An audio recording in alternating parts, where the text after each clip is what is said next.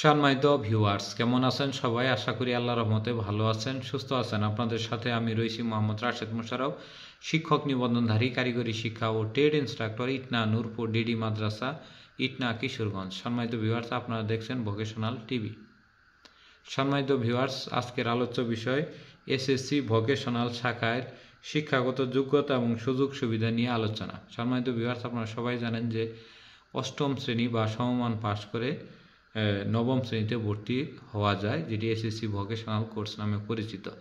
SSC vocational course 2 বছর মেয়াদি, সেখানে নবমে 1 বছর এবং দশমে 1 বছর। নবমে আলাদা বই এবং দশমে আলাদা বই, বা দশমে যেটি পরীক্ষা দেবেন সেটি এসএসসি ভোকেশনাল পরীক্ষা নামে পরিচিত।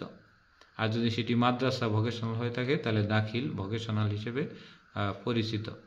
তো যারা এইখানে আমাদের এই ভিডিওটি দেখছেন তাদের হয়তো ভাই রয়েছে বা বোন রয়েছে বা ভাস্তি রয়েছে বা ভাগ্নি রয়েছে, কিংবা চাচাতো মামাতো খালাতো ভাইরা রয়েছে, কিংবা আপনার পরিবারে কোনো সদস্য রয়েছে যারা নবম শ্রেণীতে ভর্তি হতে চাচ্ছেন কারিগরিতে। এখন নবম শ্রেণীতে কারিগরি ভর্তির জন্য একটি পদ্ধতি হলো যে আপনি অষ্টম সমমান পাশ করে এসে ভর্তি হতে পারবেন। এটি হলো সাধারণ নিয়ম, কিন্তু এর বাহিরেও আরেকটি নিয়ম রয়েছে। সেটি হলো আপনি যে কোনো সালেরই হন না কেন, আপনার যদি মোটামুটি জন্ম নিবন্ধনটা থাকে এবং আপনার বয়স যদি মোটামুটি পর্যায়ে থাকে, মানে 13 থেকে মোটামুটি যদি বয়স থাকে 13 থেকে 20-25-এর মধ্যেও থাকলেও আপনি এসএসসি ভোকেশনাল শাখায় ভর্তি হতে পারবেন। তো পরের যে নিয়মটা বললাম এটি আসলে ইউটিউবে বা ফেসবুকে বলাটা ঠিক না।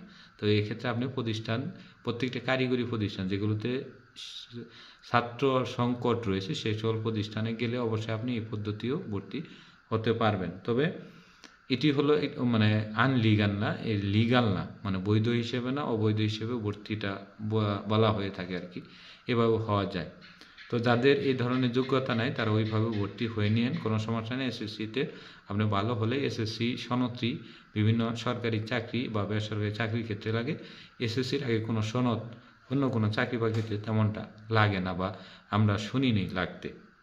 তো সুযোগ সুবিধা হলো নবমের জন্য আলাদা পড়াশোনা করতে পারবেন এবং দশমের জন্য আলাদা, এবং আপনি এসএসসি পাস করার পরে যে কোনো পলিটেকনিক কিংবা নার্সিং ইনস্টিটিউটে ভর্তি হলে আপনি 15% কোটা পাবেন। নতুন যে নিয়ম সেইখানেও কোটা পদ্ধতি বহাল রয়েছে। এর পাশাপাশি কী পাবেন, যে আপনি কারিগরি একটি কোর্স করে আপনার এই যে একটা জ্ঞান বা অর্জন হলো, এটি দিয়ে আপনার দেশ বিদেশে বিভিন্ন কর্মসংস্থানের সুযোগ তৈরি করতে পারবেন। এবং বিদেশে গেলে আপনার যদি হাতে কলমে শিক্ষাটা থাকে, যে নবম দশমে যেমন electrical, civil, mechanical, apparel manufacturing basic, যেমন সেলাই যদি বা নবম দশম শ্রেণীতে কেউ একজন পড়ে বা সেলাই শিখে, তাহলে সে যদি তার দর্জিগিরিও করে তারপরেও সে মাস শেষে আর্নিং প্রায় 30-35 হাজার টাকা ইনকাম করতে পারবে। অর্থাৎ বাংলাদেশ কিন্তু কারিগরি শিক্ষায় একেবারে পিছিয়ে। বাংলাদেশের শতকরা 1% ব্যক্তিও হাতে কলমে কারিগরি শিক্ষায় শিক্ষিত না। যেমন আমি নিজেও কিন্তু অতটা শিক্ষিত না কারিগরি শিক্ষায়, কিন্তু তারপরেও কারিগরি শিক্ষাকে ডেভেলপ করার জন্য সর্বদাই চেষ্টা করে যাচ্ছি। কারণ সীমাবদ্ধতা রয়েছে, আমাদের প্রশিক্ষণের ঘাটতি রয়েছে। আমরা স্টুডেন্টদের শেখাবো, এবং আমাদের যে প্রশিক্ষণ দেওয়াটা সেই প্রশিক্ষণটা কিন্তু কারিগরি শিক্ষা অধিদপ্তর ওইভাবে আমাদের দিচ্ছে না। আমাদের যদি ওইভাবে দক্ষ করে তুলতো, স্টুডেন্টরা আরও বেশি দক্ষ হইতো, এবং সেক্ষেত্রে এমপিও নীতিমালাটা আরও চেঞ্জ করে আরও অত্যাধুনিক এবং শিক্ষার মান বৃদ্ধি এবং অবকাঠামো এবং ভৌত নির্মাণ সহ সব কিছুতেই যদি একটু প্রশিক্ষণের ব্যবস্থা থাকতো এবং সেই প্রশিক্ষণটা বাধ্যতামূলক এবং সেটি পরীক্ষার মাধ্যমে পাশ করে আওয়ার যদি সিস্টেম থাকতো এবং সেটি বেসরকারি কোনো সংস্থার কাছে তুলে দেওয়া হতো, তারপরে সেটি শিক্ষকতা পেশায় আনলে সেটি ইমপ্রুভ হতো, এবং কারিগরি শাখায় সবচেয়ে ভালো ভালো স্টুডেন্ট ভর্তি হলে কারিগরিটা অনেকটা এগিয়ে যেত। তো এই হলো আমাদের মোটামুটি অনেকগুলো সুবিধা রয়েছে। তবে যারা ভর্তি হবেন তাদের জন্য আমি যেটা বললাম, যে আপনার রেজিস্ট্রেশন কার্ড থাকলেই বা 8 পাস করা থাকলে, বা 8 পাস করে 2 বছর, 3 বছর বা 5 বছর হোক, এটা কোনো বিষয় না। আপনি যে কোনো সালের হোক, অর্থাৎ 8 পাস থাকলে আপনি ভর্তি হতে পারবেন। এবং 8 ফেল করাও যদি থাকেন, তারপরেও বিভিন্ন ভোকেশনাল প্রতিষ্ঠান যেগুলো ছাত্র সংকট থাকে তারা বিশেষ পদ্ধতিতে ভর্তির সুযোগ করায় দেয়, তাদের সাথে যোগাযোগ করবেন। এবং এই ভর্তি প্রক্রিয়াটা আপনার এই নভেম্বর থেকে শুরু করে আমরা মার্চ, এপ্রিল বা জুলাই পর্যন্ত, জুন জুলাই পর্যন্ত বিভিন্ন ধাপে ধাপে রেজিস্ট্রেশনের সুযোগ দিয়ে থাকি।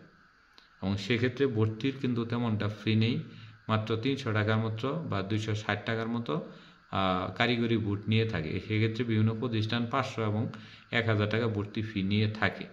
এটি অনেক সময় লাগে, কিন্তু সরকার বা প্রদত্ত বোর্ডের যে খরচটি সেটি হলো 240 টাকা বা 260 টাকার মতো।